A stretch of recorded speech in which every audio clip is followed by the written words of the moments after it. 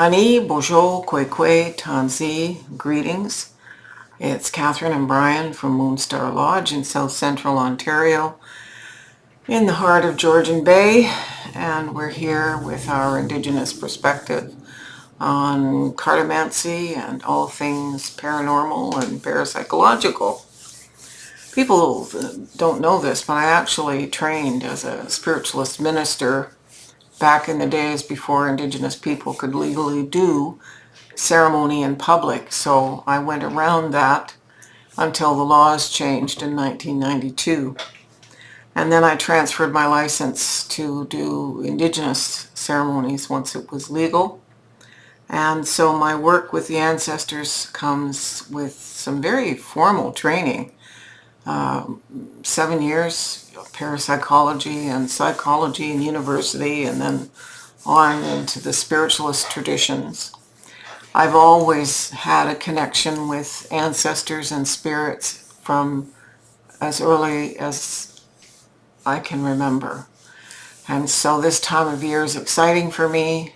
This reading comes from the 20th to the 25th, Brian, or 26th? 26th. 20th to the 26th. So we're getting closer and closer. The veil is getting that much thinner. I'm using the same decks as last week. If you didn't get a chance to watch that video, you might actually want to, because as I assessed what cards were coming up, it's the same 8 decks but used very differently. Always shuffled and shuffled well. Even though, as I've said in the past, I've got rheumatoid arthritis and these hands don't work well, I will riffle shuffle and from time to time and then overhand shuffle. But the decks are shuffled before and after the readings, and then before the next reading that I do with the same decks. So they're well shuffled, but wow, a lot of the same cards came up as last week. So we have a really big, probably karmic aspect to this reading. So, Brian, you got your picture of this layout? Let's party on. Okay. So, we have the Knight of Candles, or the Knight of Wands. Look out. We are busy. We are going for it. But lo, a stir is in the air. The wave. There is a movement there. Yes, there is. This knight possesses a kind of energy and speed that can be overwhelming if it's not controlled with thought and dignity. But this is the significator card, so we're taking on the archetypes of this knight, and it's clarified by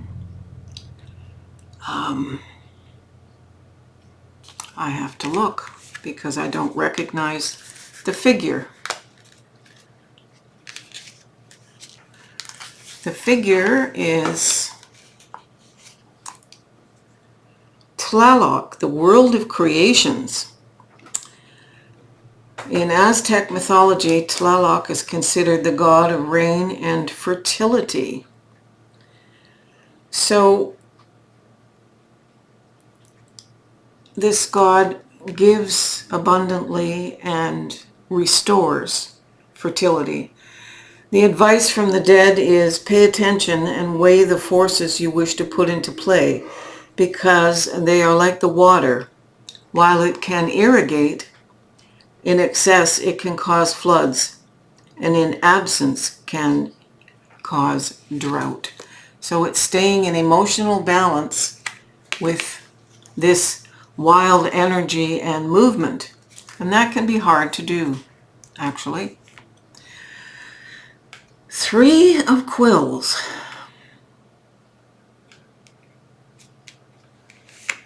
Three of Swords. And it's interesting, we have the 3 of Swords again.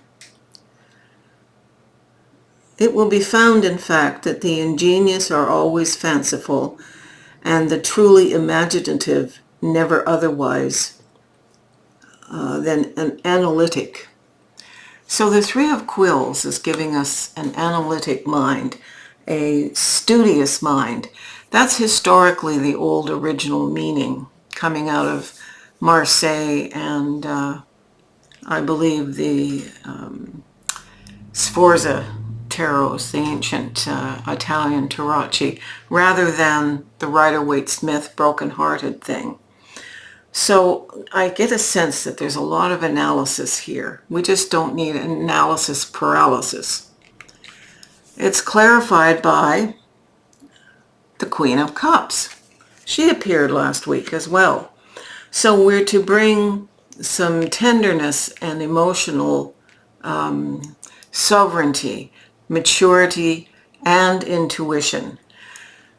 As I mentioned last week, the queens can represent an introspective aspect, the yin, where we're looking inward and maintaining our balance, being emotionally mature, being intuitive, and we're bringing these softer yin principles to the more masculine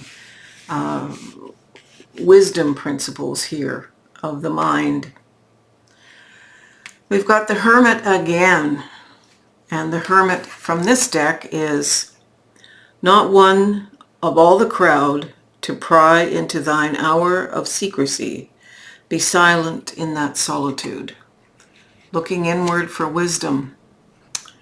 So we have externalized energy with an emotional balance, bringing the rain, bringing fertility. We have educational analysis. We have the intuition. Now we have further wisdom being analyzed. And the card that looks at this is the Three of Swords. This is Ram, steals treasures from kings, destroys cities and the dignities of men, tells of things past, present, and future, causes love between friends and foes. So, interesting. Two similar birds here. So, again, this is about intellectual, reminds me a bit of the Seven of Swords in that you know when to hold them and know when to fold them. There's an analysis that's very internalized and not known to other people when we look at it this way. The Four of Paws is the Four of Pentacles. So we have what we need. I felt irresistibly impressed with a presentiment of some vast good fortune impending. So we know that fours are stability, security, and it's clarified here by the Ten of Wands from Sam's deck. The Ten of Bones is needing to lay down. It's the same as the Ten of Wands. We've worked hard enough, we can lay down the burden. The security is there. The security is there. No need to be anxious about it. Lay down. Lay yourself down, not just the burden.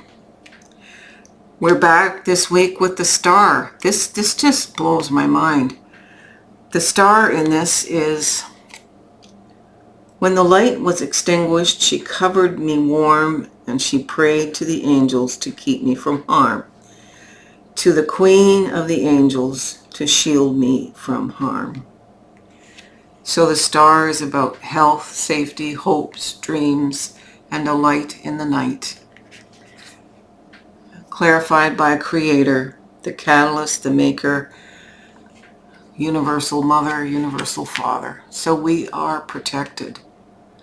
Our journey is protected, and we have this kind of crystal ball here this is her dress, but it reminds me of a crystal ball. And it is about looking back and keeping balance with all this introspection and work. Another 10, the 10 of paws.